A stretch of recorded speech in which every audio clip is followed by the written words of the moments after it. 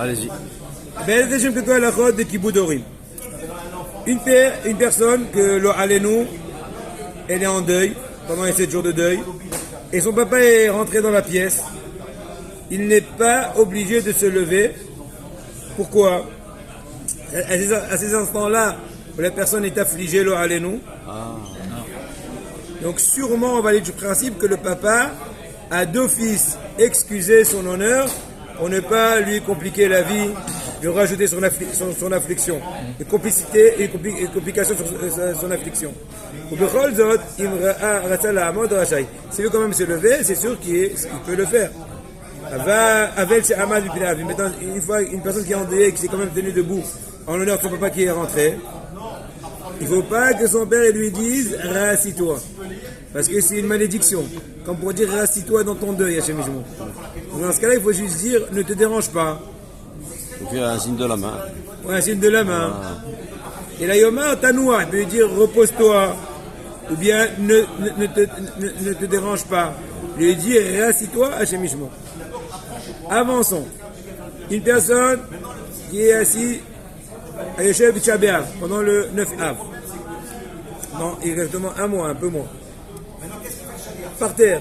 Et son papa est rentré. Il doit se tenir debout en honneur de son papa parce que le deuil de Tisha B'Av, c'est un deuil ancien. Puisqu'il est ancien, donc il est relativement, malheureusement, je dis bien malheureusement, moins attristant. Donc il n'est pas tellement empris de deuil et donc il n'est pas exempté de se lever devant son papa.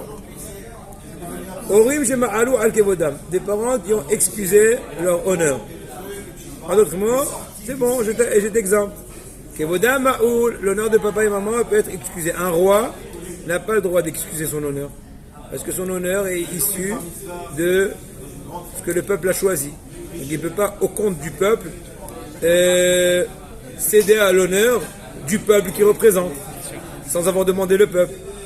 Alors que papa, c'est lui qui est propriétaire de cet honneur, qu'Hachem lui a donné, certes, mais il lui a donné cet honneur, il a le droit de le céder.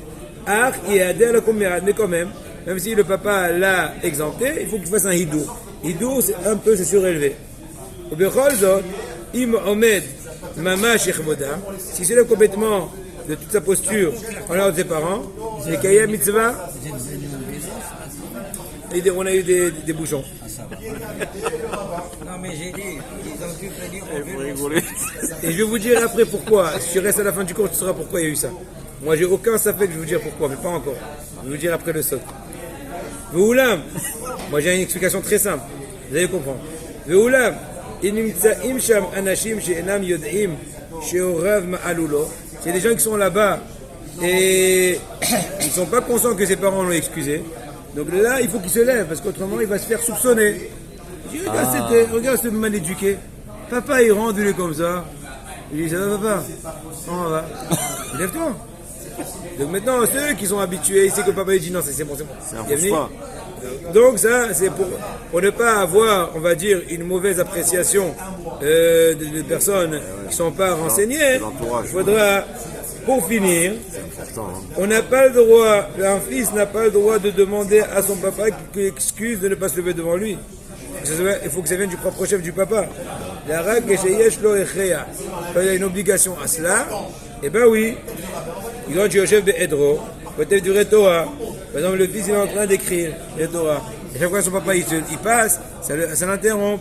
Dans ce cas-là, il faudra, pour la bonne raison, dire papa, est-ce que tu penses que il y aurait une possibilité de demander une autorisation de ta part, de m'exempter, de me lever quand tu rentres dans ma pièce d'études, afin de te faire mériter des instants, de me lever, d'écrire la Torah. J'ai bien sûr avec plaisir mon fils, sans toi à l'aise.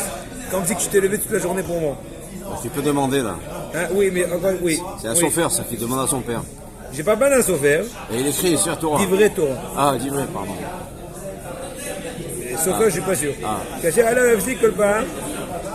Maintenant, il faudra voir aussi, il y a d'autres exemples similaires qu'on va voir, où on aura le droit de demander la permission de papa de l'exempter. Même pour pouvoir demander la permission, il faut qu'il y ait un cadre qui te le permet. Et on s'arrête là, la prochaine fois, on continuera ces détails-là.